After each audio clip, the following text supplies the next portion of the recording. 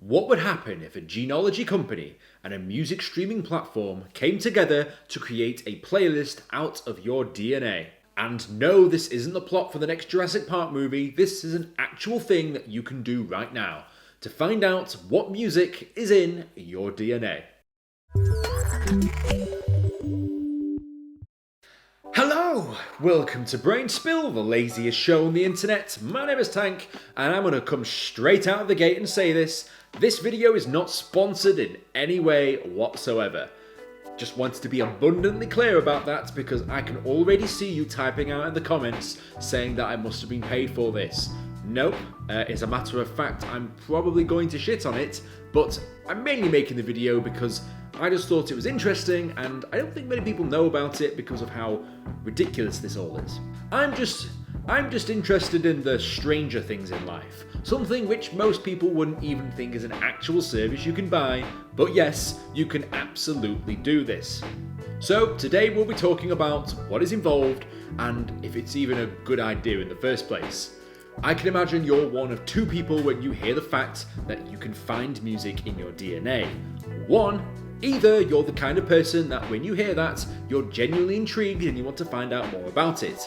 Or you're the second kind of person who probably thinks that this is incredibly creepy and wonders why anybody would even think about doing this. Tomato? For those of you that don't know, there is a whole host of websites and services online that can trace your family line, your ancestors, and where they came from. But more importantly, where you came from. This is genuinely interesting as there are many interesting stories of people discovering who their ancestors were, what they did, and how they became to be. I've never personally done one of these before myself. I mean, if you're happy for these companies to have your data, then be my guest. So, the companies that have decided to create this very, very unique collaboration is the music streaming platform Spotify and the ancestry website Ancestry.com.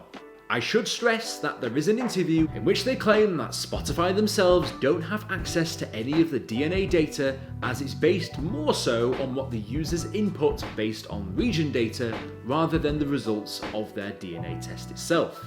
So take that as you will. Okay, so I think I understand, and just to give me a bit of a better idea of what we're looking at here, I even went on the official website and had a look at some examples that they gave. And these were the results. So if you were to go back and realise that you had some Swedish roots, the sort of artists that would appear in your playlist include acts such as ABBA, Swedish House Mafia, and Avicii. How about some Korean? Well, expect BTS, Stray Kids, Teen Top, and more. Or even like me, if I was to say that I was British, there were bands that came up such as Stormzy, Tiny Temper, and Dizzy Rascal. Yeah, maybe there's a little part of that which is probably not relevant to me. No guesses on what part of it, but yeah. These are but just some examples that the website gives of the kind of bands that can be populated in your music playlist once your DNA is scanned. Sounds a little strange to me, but there we are. Anywho, if you spit into a tube and send it off for testing, and the genealogy results you get back from that test can then be used to create a playlist based on the percentage proportions of your ethnic roots. Sling a pie chart up on the screen and you start digging around in each region of the world, the playlist will be populated with the music from those regions. So yeah, whilst the idea is pretty cool, it's not quite as exciting and as fun as what it seems like on the surface. It's not like they can extract my blood and then determine that I listen to nothing but Celine Dion 24 hours a day. I mean, it's not that advanced because if you wanted to find out that information, all you needed to do was look on my most played on Spotify. For the purposes of this video, I was actually thinking about maybe getting one of these DNA test kits. Then I realised that it was $100 and I'm not made of money, so I decided to do the next best thing. Get a second-hand account online of somebody that has actually done this and even had a playlist generated as a result, so we can kind of have a look as to the types of things you can expect.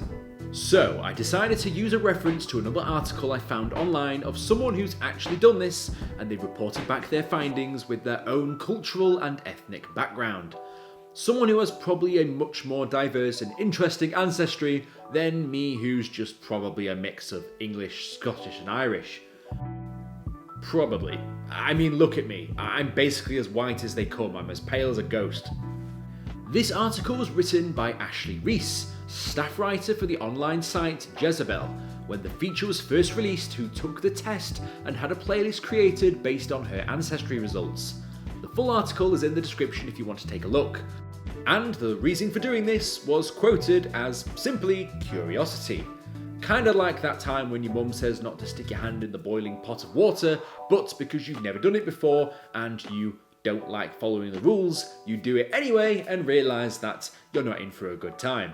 This is pretty much what this is going to be like, except less hand-burny. The first step to this curated playlist is narrowing down the top 5 results from your Ancestry DNA results. As of right now, my top ethnic region is Cameroon, Congo and Southern Bantu peoples at 26%, followed by Mali at 20%, Benin and Togo at 18%, England, Wales, Northern Europe at 13%, and Ireland/Scotland at 11%. Okay then, we've got a wide array of results, so what did she get? Let's take a look.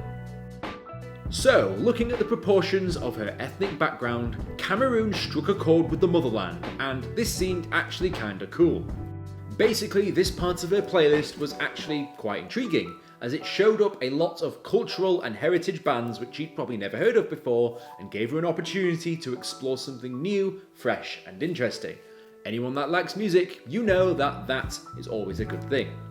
So yeah, so far this actually sounds pretty cool, but the fear comes in, and it's the fear that I shared because I think that this is the part where it would all fall apart, is what happens when it gets to the British section, because we all know that something is going to go catastrophically wrong.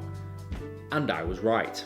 All I'm going to say is if we're going to talk about music that has been influenced from that region of the world, we need to put the obvious bands. The bands that there's no doubt that they've changed the world. I'm talking the Beatles, Bowie, Zeppelin, Pink Floyd, Sabbath. The list goes on. There's so many bands that you could pick from. However, for Ashley Reese, the playlist didn't really reflect the truly great artists and bands.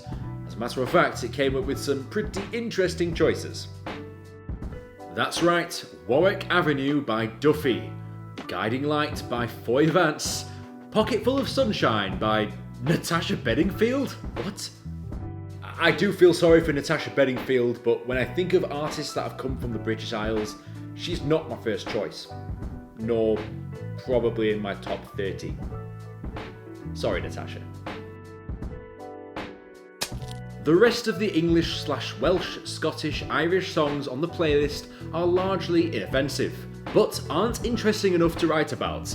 They're neither household names nor cult favourites, which is a shame, especially on the British front. The UK is regarded as the birthplace of some of the most exciting trends in music, and all I got was a pocket full of sunshine. So yeah, if you ever wanted to know what's in your DNA, well, I have no idea if this test will tell you because it doesn't actually test your DNA as such. Basically, if you can go and tell a computer where you're from, then maybe it will show you a few recommendations from that region. That's the best they can give you, I'm afraid. If you liked the video, be sure to like and subscribe. If you want to be notified as soon as I upload my next video, be sure to hit the bell button. And if you've got any ideas for what topics you'd like me to discuss next, let me know down in the comments below. As always, sources used in the video will be in the description. So yeah, I guess once you know where your ethnic origins are, then you can probably Google it and find something that's worthwhile. You know, finding the best and most culturally significant music from that region of the world. Just a guess. Either that, or we can listen to the song that I'm sure everybody could agree is the greatest song ever written. Africa by Toto. I'll see you guys in the next video. Fantastic.